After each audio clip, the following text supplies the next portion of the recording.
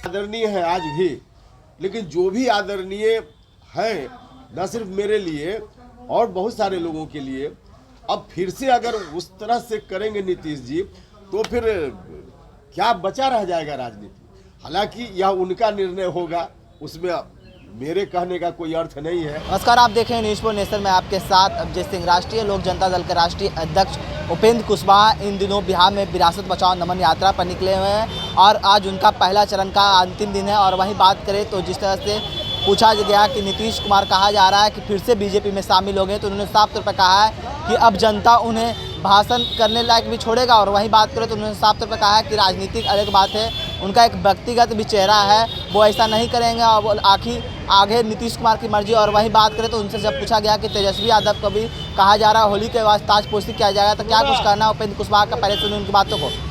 नहीं, हम तो बता रहे हैं कि ऐसा लगा मुझको पटना से बाहर निकलने के बाद इस यात्रा के क्रम में कि जो डिसीजन हमारा था उस डिसीजन पर बिहार की जनता ने मुहर लगाई, क्योंकि इतना व्यापक समर्थन हमको दिख रहा है।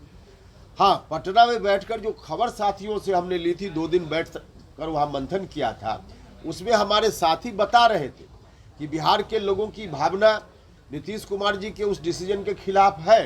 वहाँ बैठकर हमने सुना था, लेकिन गांव में आने के बाद लगा कि साथियों ने जितनी जानकारी दी उससे ज़्यादा लोगों के मन में व्यग्रता थी। तो जनता की भावना का ख्याल रखते हुए हम लोगों ने डिसीजन लिया और गांव में आने पर यह बात प्रमाणित है कि हमने जनता की भावना को सही समझा। कौन बोल रहा है? अरे भैया तेजस्वी, आप उनके विधायक रोज क्या कह रहे हैं? उनके विधायक एक नहीं कई विधायक रोज बोल रहे हैं। कोई कह रहे हैं होली के बाद, कोई कह रहे हैं खाली कीजिए जाइए। अब देखिए, कोई विधायक किसी पार्टी का इस तरह से बिना नेता की मर्जी का बोल सकता है क्या? लोगों की आंखों में धूल झोंकने के लिए ऐसी बात की जा रही। हमने अभियान की शुरुआत कर दी तो इसलिए थोड़ा कदम उन लोगों का अभी रुक गया है, ठिठक गया है। बाकी अंदर में सारी चीज़ें तय हैं। और एक चीज़ और समझ लीजिए, ठीक है, शपथ ग्रहण अभी नहीं हुआ है उस रूप में, लेकिन एक्शन क्या है? एक्शन तो पूरे के पूरे तौर पे ऐसा एक्शन है जैसे लग रहा हो कि नीतीश कुमार जी डिप्टी सीएम है और तेजस्वी यादव सीएम है। मुख्यमंत्री जी ने खुद ही कहा, मीडिया के बंधु ने उनसे सवाल किया मंत्री परिषद का विस्तार कब होगा, मुख्यमंत्री जी ने कहा कि डिप्टी सीएम से पूछ लीजिए। अब बताइए, डिप्टी सीएम का विषय होता है क्या? यह विषय सीएम का होता है। और इतना ही नहीं, अब 2.5 घंटा तक बैठकर मुख्यमंत्री इंतजार करे अपनी मंत्री परिषद के किसी सदस्य का एक सरकारी कार्यक्रम में। आज़ादी के बाद आज़ाद हिंदुस्तान में संभवतः देश की यह पहली घटना होगी। तो इस तरह की स्थिति आरजेडी के लोगों ने बना दी है। महज औपचारिकता बाकी है, बाकी तो सब हर तरह से आरजेडी के जिम्मे ही पूरा शासन चला गया है। ये तो साफ साफ दिख रहा है ना। भाषण करने देगी उनको? भाई, व्यक्तिगत भी तो कुछ होता है।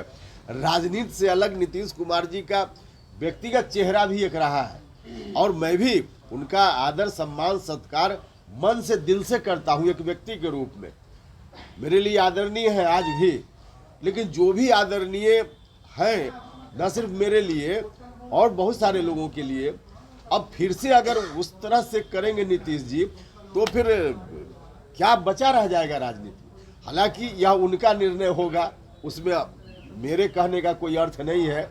लेकिन मुझको लगता है कि रहा सहा शब्द सब कुछ, अब स्वाहा ही अगर हो जाना है तो फिर उनकी मर्जी, उसमें हम क्या करेंगे। तो आपने साफ तौर पर सुना, उपेंद्र कुशवाहा ने साफ तौर पर कहते नजर आ रहे हैं कि तेजस्वी यादव कहते हैं कि वो नहीं मुख्यमंत्री बनना चाहते हैं। तो ये तो हम विरासत बचाओ नमन यात्रा पर निकले हुए हैं तो अपना कदम पीछे हटा लिए हैं, वरना उनके जो विधायक हैं वो तो कह ही रहे हैं कि जल्दी से कुर्सी खाली करिए। इस तमाम खबरों को बने रहे न्यूज़ नेशन के साथ। नमस्कार।